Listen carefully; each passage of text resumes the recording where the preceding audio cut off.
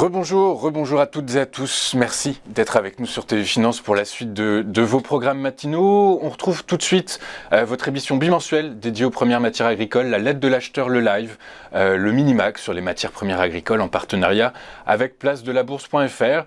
Et comme chaque semaine, on débute ce rendez-vous avec notre revue de presse. Revue de presse des publications les plus pertinentes de la semaine écoulée, des articles que vous pouvez retrouver sur le site de la lettre de l'acheteur, www.lalettre-de-l'acheteur.com. Et on part en Inde puisque le 14 décembre dernier, un groupe spécial de l'Organisation mondiale du commerce vient de donner raison au Brésil, à l'Australie et au Guatemala dans le cadre de leurs différends avec l'Inde, différends qui portent sur le sucre, puisqu'en effet, ce trio avait porté plainte individuellement en 2019 contre les subventions indiennes sur cette denrée. Globalement, ces pays mettaient en avant le caractère incompatible avec les règles de l'OMC des divers soutiens du gouvernement indien aux producteurs de canne à sucre à travers les prix minimaux obligatoires ainsi qu'au segment de l'exportation de sucre. Dans son rapport, le panel, qui agit comme un tribunal de première instance au sein de l'organisme onusien, estime que l'Inde a effectivement débloqué entre les saisons 2014 et 2019 un soutien interne aux exploitants dépassant 10% de la valeur de la production de canne à sucre, soit plus que le niveau prévu par l'accord sur l'agriculture. Si du côté des plaignants, on se réjouit de la décision de l'OMC, l'Inde, pour sa part, a déjà annoncé qu'elle ferait appel de cette décision. Par ailleurs, le second producteur de sucre qui a qualifié les conclusions du groupe de déraisonnables et erronées, a fait savoir qu'elle n'aurait aucun impact sur ses politiques sucrières actuelles. Pour rappel, l'Inde a produit 33,7 millions de tonnes de sucre au cours de la saison 2020-2021. Le Brésil, l'Australie et le Guatemala occupent respectivement les premières, quatrième et sixième rangs sur le plan des exportations. On part en Europe où la production de blé, où le COCERAL, l'association européenne qui représente les organisations du commerce de grains, estime que la production de blé tendre l'an prochain, production qui inclut la production britannique, sera de 139,8 millions de tonnes contre 143,2 cette année. Cette estimation s'explique par la baisse des surfaces cultivées dans certains pays et le déficit hydrique d'automne sur l'est de l'Europe, indique Agritel. Le COCERAL estime par ailleurs que la production 2022 d'orge quasiment stable à 59 millions de tonnes et celle de maïs à 66,4 millions de tonnes, tandis que celle de colza est entendue en hausse à 20 millions de tonnes contre 18,5 cette année. On part en France où le MIN, le marché international de Rungis, s'active à l'approche des fêtes de fin d'année. En effet, l'inquiétude liée à la 5e vague gagne du terrain. Les grossistes doivent en effet faire face à la baisse de fréquentation dans leurs restaurants, lesquels enregistrent de nombreuses annulations, ainsi que l'appel du gouvernement demandant aux Français de limiter les réunions en famille ou entre amis. Mais si les carnets de commandes se remplissent difficilement, les professionnels gardent espoir. Voilà pour cette sélection des meilleurs articles publiés cette semaine sur le site de la lettre de l'acheteur. On marque une courte pause et on revient juste après avec Madame Pascale Luciani, qui est gérante du château de la Tour-Landry et qui nous parlera durabilité environnementale. A tout de suite sur TV Finance.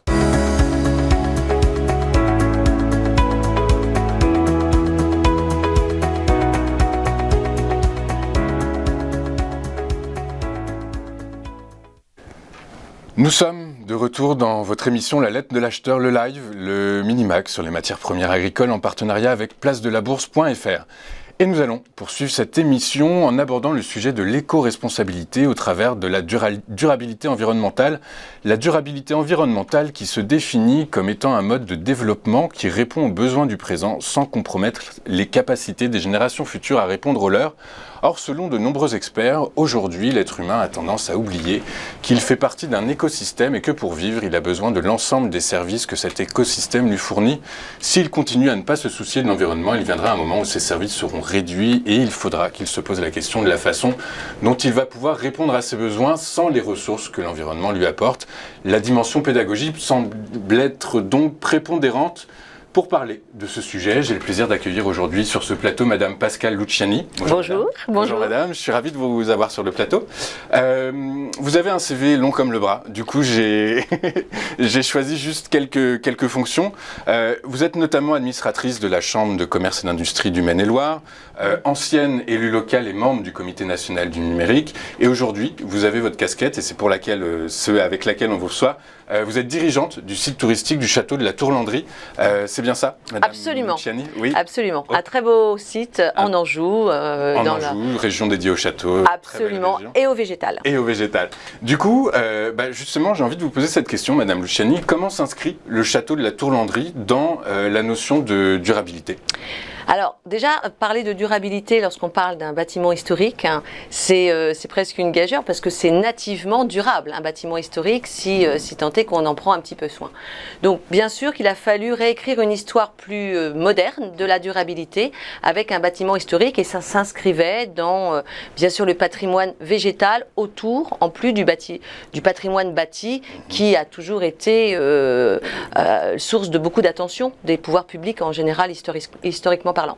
Donc aujourd'hui, la durabilité, c'est au château de la Tour-Landry, c'est la partie plus verte, plus éco-responsable, comme on a l'habitude de le signaler, mais c'est également des restaurations de bâtiments qui sont en accord avec les grandes tendances. Alors je vais citer deux grands exemples. Bien sûr, une restauration qui a été précautionneuse au regard du gaspillage énergétique, donc toutes les huisseries qui ont été refaites complètement pour apporter plus de confort, mais surtout moins consommer d'énergie.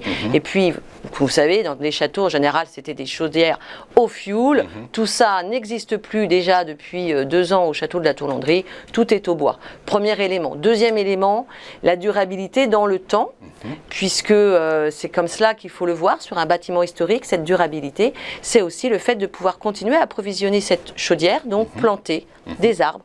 Nous sommes en cours de reforestation de plus de 1500 arbres dans le domaine, avec un regard pédagogique sur ces arbres, puisqu'on a essayé d'avoir plusieurs essences. Ok, et donc depuis combien de temps à peu près vous êtes lancé dans cette action finalement ? Alors, le temps du végétal, c'est long. Donc il a fallu s'y lancer assez tôt. C'est vrai que ça fait 4 ans que ce lieu est en cours de reprise. Et dès le départ, il y a eu cette réflexion sur le fait de réimplanter des végétaux. Les arbres, véritablement, c'est maintenant. En revanche, la biodiversité qui est préservée depuis déjà une trentaine d'années, puisqu'il y avait des zones en friche qui ont été fort heureusement préservées, et un regard également sur le fait d'utiliser ou de ne recycler que des matériaux ou que des végétaux ou des productions locales. Ok, je comprends. Du coup, est-ce que le grand public est accueilli dans votre château ? Comment est-ce que vous le sensibilisez justement à cette notion d'éco-responsabilité, de vos différentes actions que vous menez donc sur la forêt, etc. C'est des choses. Alors tout ça est fait en partenariat avec la population. C'est un site touristique, c'est-à-dire que c'est un site de visite. Ça n'est pas un lieu privé qui est utilisé à titre personnel.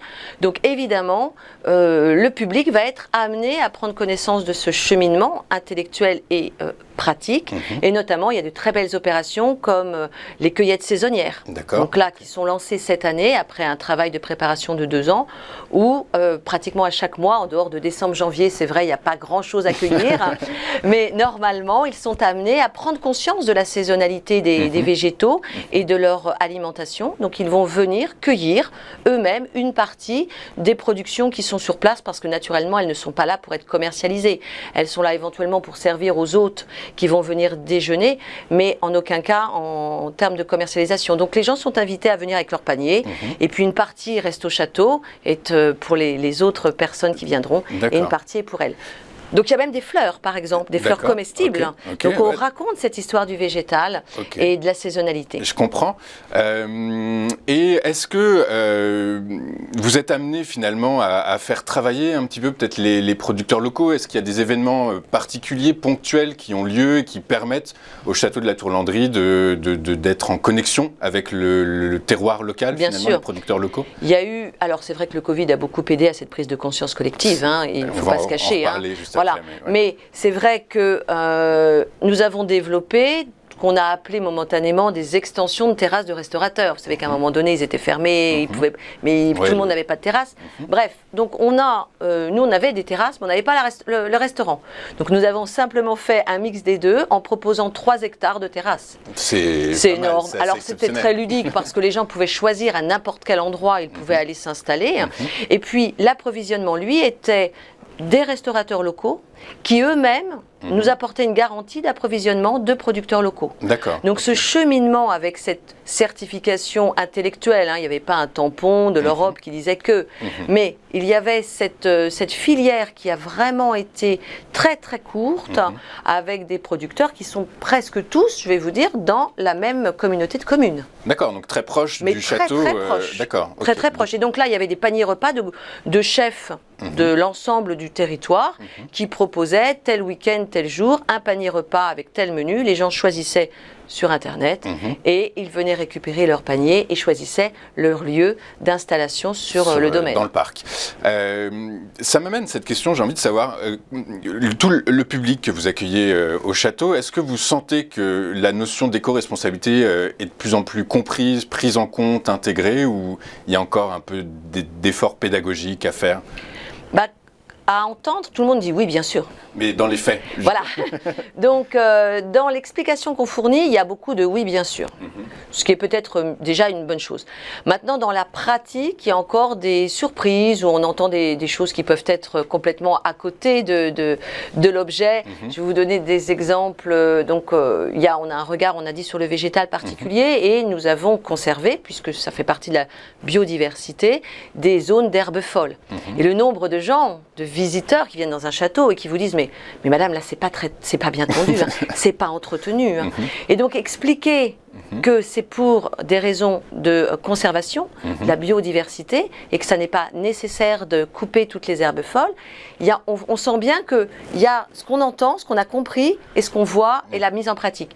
Mais il y a un réel effort qui est fait au parc du château de la Tour-Landry, dans le sens où il y a tout un parcours de découverte pour comprendre l'écologie, pour comprendre d'où ça vient, pour comprendre même le fonctionnement de la cellule végétale, en synergie avec le monde animal également, et le sol dans lequel se situe la plante. Donc tout ça est expliqué sur un parcours pédagogique à plusieurs niveaux, et j'espère que dans les années à venir, ce seront des parcours qui seront de plus visités, parce que voir un beau jardin, c'est bien, comprendre pourquoi il est beau, c'est encore mieux. C'est encore mieux. Et en prendre soin, finalement, après, c'est quand même l'objectif.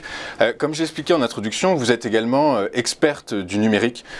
Du coup, j'aimerais savoir, comment est-ce qu'il est possible d'associer vos deux casquettes, experte numérique et dirigeante, propriétaire dirigeante du château de la Tour-Landry, dans cette notion de durabilité, justement, d'appliquer le numérique à la notion de durabilité? Est-ce que c'est faisable? Est-ce que moi, je crois qu'à titre personnel, tous les individus agrègent toutes les expériences d'une vie. Tous, je ne sais pas. Oh si, on les agrège. Parfois, on n'en a pas conscience. Je pense qu'on les agrège sans le savoir. Mais donc là, c'est possible. En l'occurrence, c'est véritablement une volonté, puisque le numérique n'est pas la technologie qui fait reculer la nature, c'est celle qui permet aussi de mieux la comprendre ou l'appréhender. Je vais donner un exemple auquel on va faire référence pour les fêtes de la nature. On demande à des enfants... Les fêtes de la nature, je vous coupe juste, c'est quand? C'est le château de la Tour-Landry? Alors, il y a des fêtes des sciences, les fêtes de la nature, enfin il y a beaucoup de grandes journées comme ça en France, et nous on essaye de s'inscrire dans toutes ces démarches-là, pédagogiques, scientifiques, pour comprendre. Pédagogique et scientifique. Ah oui, très important pour nous, oui, vraiment. Et donc là, on propose aux enfants de prendre 20 minutes sans bouger et de prendre des photos avec leur téléphone. Donc on est bien sur le numérique, on prend des photos avec le téléphone d'une fleur pour regarder combien de fois et quel type d'animaux vont se poser pour butiner. Et puis ces photos, ensuite, on les renvoie sur un site du château pour pouvoir agréger le monde animal autour du château de la Tour-Landry. Donc on a des petits vigilants en herbe qui vont aider à mieux connaître le château grâce au numérique également. D'accord, c'est bien. Donc c'est totalement compatible en fait. L'agrégation numérique, développement durable, durabilité, c'est essentiel en fait finalement. En fait, ça aide. Je crois qu'il faut faire attention de ne pas opposer les deux. C'est une tendance que j'entends un petit peu et ça me fait peur parfois, parce que je pense qu'on peut raisonnablement utiliser le numérique au service d'une meilleure compréhension de la nature et d'une préservation. Je vous remercie, Madame Luciani. Je vous remercie beaucoup d'avoir été avec nous aujourd'hui. Je rappelle que vous êtes notamment responsable, directrice du site touristique du château de la Tourlandrie. Absolument, en Anjou. En Anjou, en Anjou, dans la région Maine-et-Loire. Je vous remercie. À très bientôt dans le Mini-Mag de l'Aide de l'Acheteur. On marque une nouvelle pause et on retrouvera les équipes de Day by Day pour votre focus sur 2 matières premières. On voit cela tout de suite, juste après cette pause. À tout de suite sur TV Finance.